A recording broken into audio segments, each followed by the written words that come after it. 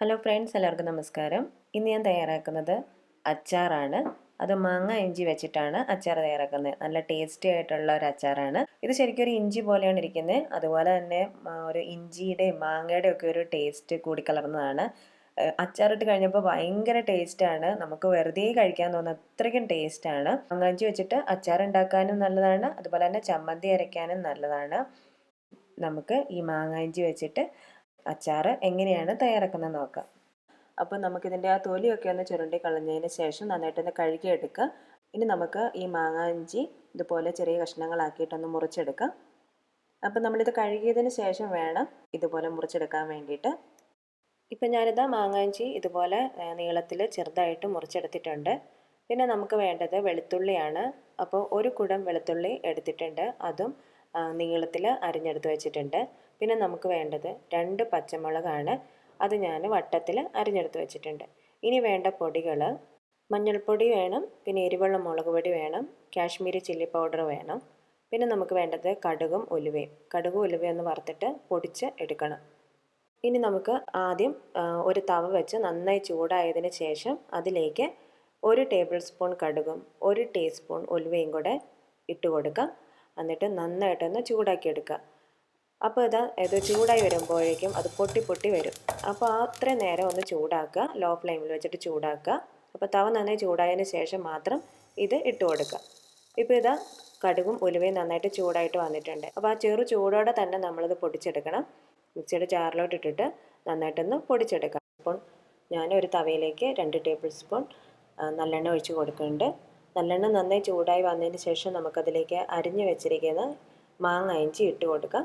എന്നിട്ട് നന്നായിട്ടൊന്ന് വഴറ്റിയെടുക്കണം. ഇതിലെ വെള്ളമൊക്കെ ഒന്ന് പോകണം. അങ്ങനെ നമ്മൾ വഴറ്റിയെടുക്കുമ്പോൾ ഈ അച്ചാർ കുറേ ദിവസം കേട് കൂടാണ്ടിരിക്കും. അപ്പോൾ ഒരു ചെറിയൊരു കളർ മാറുമ്പോഴത്തേനും നമുക്കിത് എണ്ണയിൽ നിന്ന് കോരിയെടുക്കാം. ഇപ്പോൾ ഇതായിട്ടുണ്ട്. ഇത് ഞാൻ എണ്ണയിൽ നിന്ന് കോരിയെടുക്കുകയാണ്. മാങ്ങ ഇഞ്ചി ഞാനിത് ഇവിടെ കോരിയെടുത്ത് മാറ്റി വെച്ചിട്ടുണ്ട്. ഇനി നമുക്ക് അരിഞ്ഞു വെച്ചിരിക്കുന്ന വെളുത്തുള്ളി എണ്ണയിലേക്ക് ഇട്ട് കൊടുക്കാം. അതിന് ശേഷം നമ്മളെടുത്ത് വെച്ചിരിക്കുന്ന പച്ചമുളക് അതും ഇട്ട് കൊടുക്കുക. എന്നിട്ട് നന്നായിട്ടൊന്ന് വഴറ്റിയെടുക്കുക. ഇപ്പോൾ വെളുത്തുള്ളിയും പച്ചമുളകും നന്നായിട്ടൊന്ന് വാടി വന്നിട്ടുണ്ട്. അതിലേക്ക് നമുക്ക് ഒരു തണ്ട് കറിവേപ്പില ഒന്ന് മുറിച്ച് ഇട്ട് കൊടുക്കാം. അപ്പോൾ ഇതിലേക്ക് നമ്മൾ ഇഞ്ചി ഇടണ്ട, കാരണം നമ്മുടെ മാങ്ങ ഇഞ്ചിക്ക് ഇഞ്ചിയുടെ ടേസ്റ്റാണ്. അപ്പോൾ കറിവേപ്പിലയും കൂടി ഇട്ടിട്ട് നന്നായിട്ടൊന്ന് വഴറ്റിയെടുക്കുക.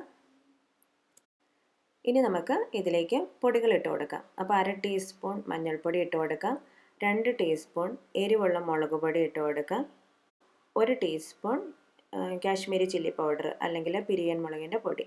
ഇത്രയും കൂടി ഇട്ടിട്ട് നന്നായിട്ടൊന്ന് മൂപ്പിച്ചെടുക്കുക. പൊടികളൊന്ന് നന്നായിട്ട് മൂത്ത് വരണം.